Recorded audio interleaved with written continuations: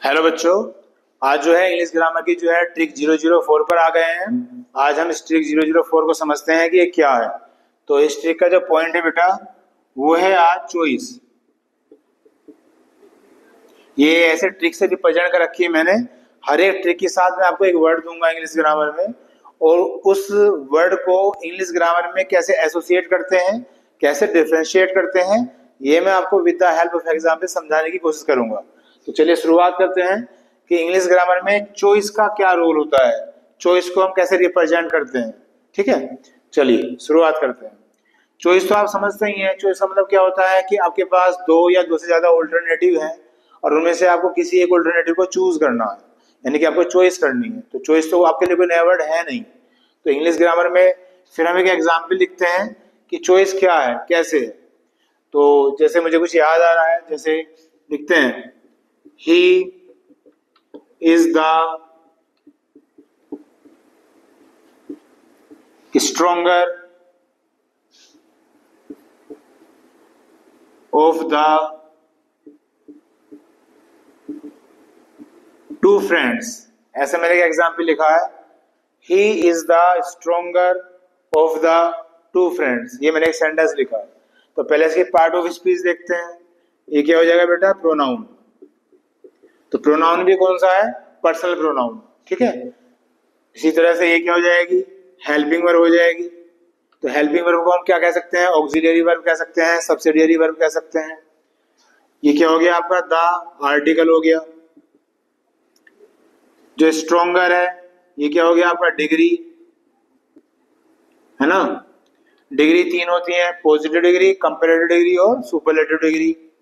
इन्हें अगर आपको डीप में समझना है तो जो प्ले लिस्ट है वहां पे आप जाएं और सभी इंग्लिश ग्रामर के जो लेक्चर आ गए हैं या आने वाले हैं उन्हें आप स्टडी करें, तो और आप डीप समझ पाएंगे कि मैं क्या कह रहा हूँ। डिग्री को आप एडजेक्टिव भी कह सकते हैं। ऑफ क्या होगी बेटा, प्रीपोजिशन हो गई।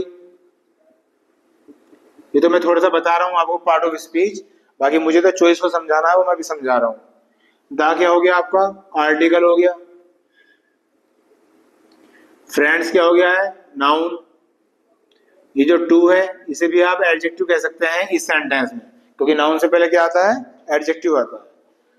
तो अब मुझे समझाना है कि इस सेंटेंस में चॉइस कैसे है। तो देखिए आप, he is the stronger of the two friends, मतलब दो फ्रेंड थे, उनमें से ही को बताया जा रहा है कि वो स्ट्रोंगर है। तो दो में से किसी एक को चूज करने की बात आ रही है कि भाई वो स्ट्रोंगर है। बस इसी कंसेप्ट को इंग्लिश ग्रामर में चॉइस से रिप्रेजेंट किया जाता है। और याद रखने वाली बात यह है कि आपने भी ग्रामर पढ़ी होगी, जो कंपैरेटिव डिग्री होती है, ध्यान से सुनना मेरी बात, ये आपको नंबर देके जाएगा एक। जो कंपैरेटिव डिग्री होती है उसके पहले हम दा यूज नहीं करते हैं। दा यूज कहाँ करते हैं, सुपरलेटिव डिग्री से पहले। जैसे आई एम द बेस्ट, तो बेस्ट क्या है, सुपरलेटिव डिग्री है, तो उससे पहले दा आएगा। लेकिन कंपैरेटिव डिग्री से पहले दा नहीं आता। लेकिन ये स्पेशल केस है, इसमें आप देख रहे हैं कौन सी डिग्री है, कंपैरेटिव डिग्री है। और कंपैरेटिव डिग्री से पहले भी क्या आया बेटा, द आया। तो ये एग्जाम में इसलिए ही आता है, कहीं स्पॉटिंग द एरर दे दिया जाएगा, कहीं फिल इन द ब्लैंक्स दे दिया जाएगा, और आपसे पूछा जाएगा कि भाई यहाँ क्या आएगा।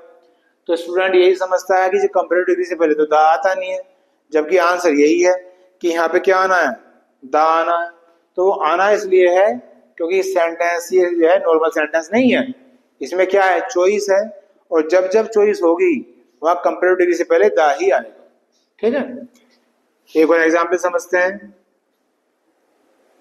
जैसे हो सकता है, she is the better of the two sisters. She is the better of the two sisters. फिर आप देखिए, दो सिस्टर्स हैं, उनमें से किसी एक सिस्टर को बेटर बताया जा रहा है, तो क्या कहेंगे इसे बेटा, चॉइस कहेंगे। और फिर ये कौन सी डिग्री आई है, कंपैरेटिव डिग्री। और कंपैरेटिव डिग्री से पहले द नहीं आता, लेकिन इस सेंटेंस में द आके रहेगा। और यही है हमारी ट्रिक 004। ठीक है, उम्मीद करता हूं कि आपको समझ में आई होगी। ये आपको जरूर एक नंबर देके जाएगा एग्जाम में, इसे बहुत ध्यान से समझिएगा, ध्यान से सुनिएगा।